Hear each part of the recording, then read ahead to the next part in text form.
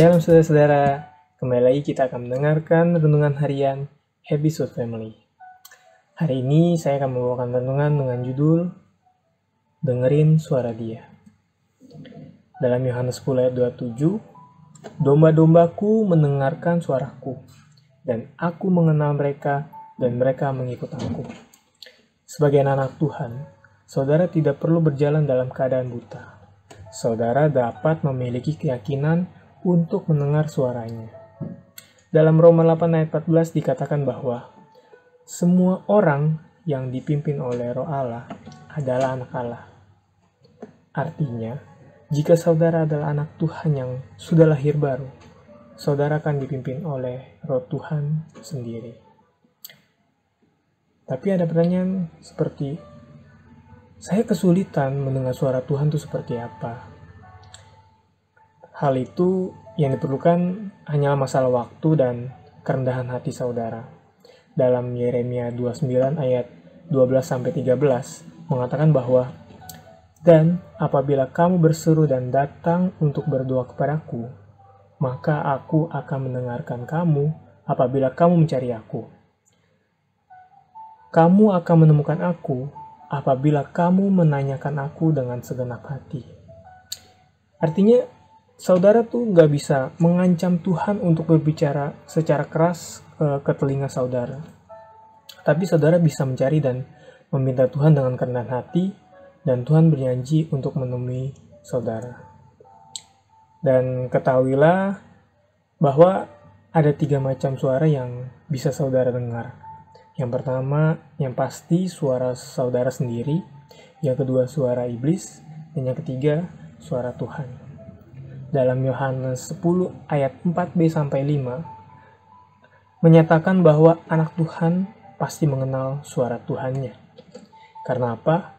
Kalau saudara tanpa sengaja mendengar suara asing secara langsung, mungkin saudara bakal lari karena tidak mengenal dengan suara asing itu. Nah, dengan memiliki hubungan yang sangat intim dengan Tuhan dan terus berlatih mendengar suaranya, saudara akan tiba pada kepekaan untuk membedakan suara Tuhan, suara iblis, ataupun suara diri saudara sendiri. Dalam Yesaya 30 ayat 21 dikatakan, dan telingamu akan mendengar perkataan ini dari belakangmu. Inilah jalan, berjalanlah mengikutinya. Entah kamu menganan atau mengiri. Jadi intinya, jika saudara mau mendengar, Tuhan akan berbicara dan saudara bisa mendengar suaranya. Tapi berhati-hatilah supaya saudara bisa objektif dan mengikuti suara Tuhan. Karena terkadang suara saudara sendiri pun bisa menjadi sangat keras untuk didengar oleh suara diri saudara sendiri. Apalagi jika saudara sedang berada dalam tekanannya. Dan juga selanjutnya berhati-hatilah dengan suara iblis, bapa dari segala pendusta.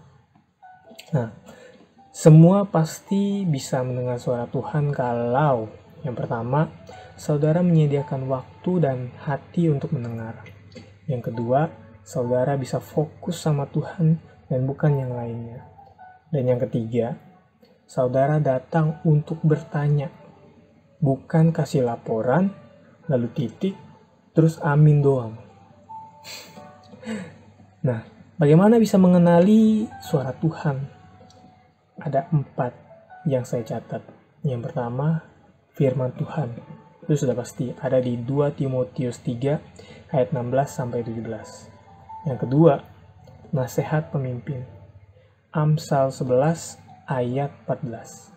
Yang ketiga, suara profetik atau nubuatan ada di 1 Tesalonika 5 ayat 19-21, dan yang terakhir yang keempat adalah konfirmasi. Ada di Matius 18 ayat 16. Semua ayat ini bisa saudara baca di rumah ya. Nah, akhir kata, jangan puas sama Tuhan dengar saya, tapi kejar buat mendengar Tuhan. Karena Tuhan juga ingin didengar oleh saudara. Amin. Mari kita berdoa. Tuhan, terima kasih atas berkat-Mu. Tuhan, kami sudah mendengarkan video renungan pada hari ini, Tuhan. Supaya apa yang kami dengarkan, Tuhan, bisa kami praktekkan, Tuhan. Bukan hanya kami dengar, Tuhan, tapi kami bisa melakukannya, Tuhan. Kami bisa mengenali suara-Mu, Tuhan.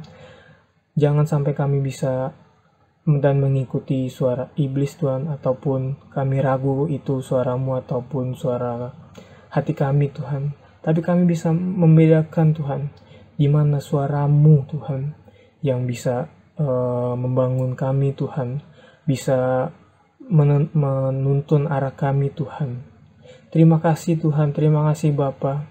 Kami serahkan semuanya, hidup kami hanya ke dalam tangan-Mu, Tuhan. Terima kasih Bapa, terima kasih Yesus. Kami sudah berdoa dan mengucap syukur. Haleluya. Amin. Shalom, sampai jumpa di video berikutnya. Tuhan Yesus memberkati.